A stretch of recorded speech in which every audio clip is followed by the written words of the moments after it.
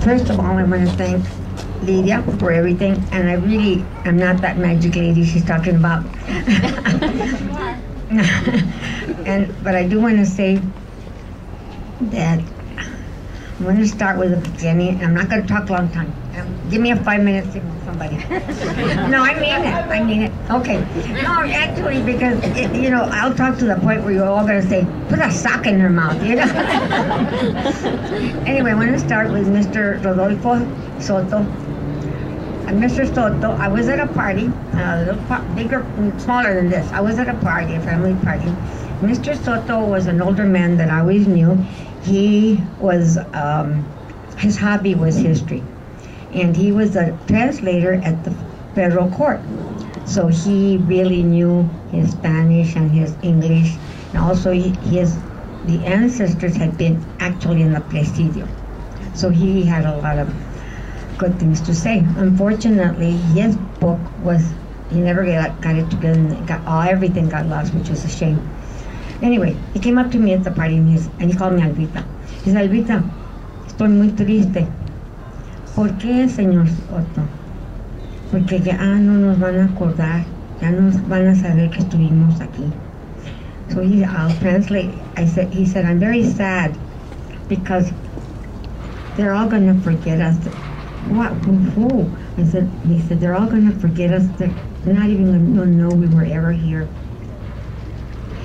And of course, he had ancestors, as I said, from the Presidio, and he was a wonderful viejito. And I said, you know what? I didn't even know at that moment what was happening, because the last time I knew about it, it was a whole different plan. When Hamo was in, the plan was large, but they were going to save certain buildings, like the Otero House, in other places. But later, what they used to call him El Jimmy Corbett. Los mexicanos le decían El Jimmy Corbett, and he thought that he was our friend. Well, he wasn't our enemy, but he didn't like old things at all. Not a bit like that. I'm going to jump to the end, and then I'm going to come back. The reason I know this is because I used to I go to the Army Park. I love it. You senior citizens are missing a lot if you don't go to the Army Park. Senior Center.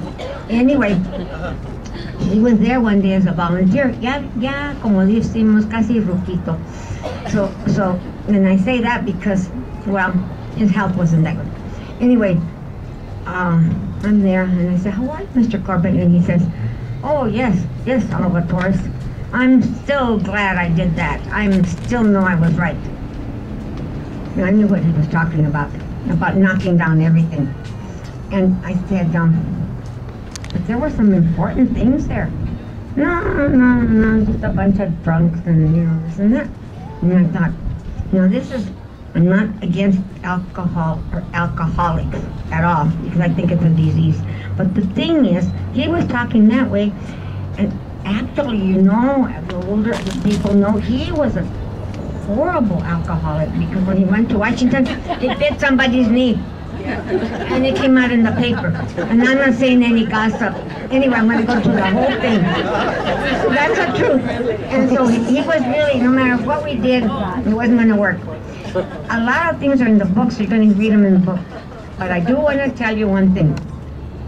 I have to name the people that were on the committee, because unfortunately, the picture is there, but none of the names. Okay, I'm going to start right now. In the book, you can look at that page. If you don't have it, too bad, you need to buy the book. Or borrow the book, or steal the book. Because I can't show you. And if anybody wants to see it afterwards, you come up to me and I will explain. But the people that are here that were in the book, one of them is Viola Terrazas, and I wish you would stand up, Viola. What page? Page 173. And Ernesto's daddy, el junior aquí, el papá, el señor Ernesto Villalobos Portillo. He was one of our champions. And so you can wait for your dad. I'm going to just quickly say this. Father Karen McCarty helped us. And Father McCarty, I never knew till the day he died that this man was truly humble because he was an international historian. And he heard about us, and he joined us immediately. We had no idea. I had no idea. He never mentioned one single thing about that. And he is the one that actually picked the name, the Society for the Preservation of the Plaza de la Mesilla. And I couldn't understand why he had such a long name. I said, okay, but we'll call it La Placita. So we had a lot of interesting things. I know I'm supposed to not talk so much, so I'm going to just do one more here. Oh, Lorraine Briggs Aguilar. Lorraine is not here, but I need to tell you, she is my forever friend, because I knew her since we were little kids. First grade. Before. We played. Anyway, this is the thing. There's a reference in here about prayer. I knew Lorraine was the most beautiful, wonderful, and she still is,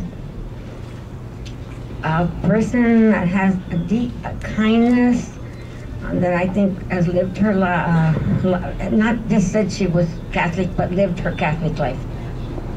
And she still does.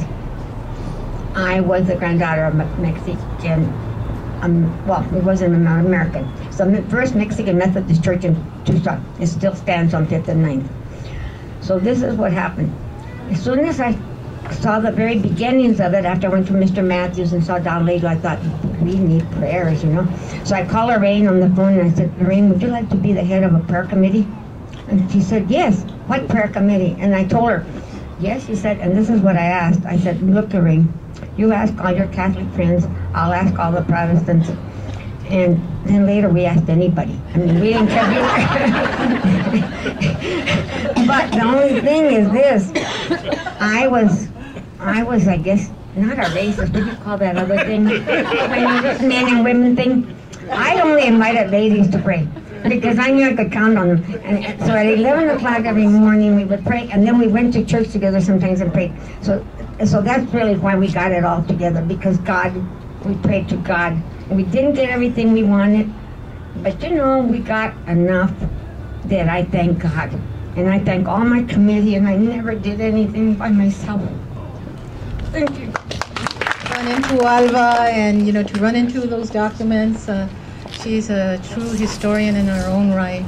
And we're doing another project together, and she, on Wednesdays, she gets people and lined up for me, and I interview people in collaboration with Alva. She has so much history, and so I'm glad you were here, and you know, I'm hoping that somehow her influences will rub off on me in terms of my second book.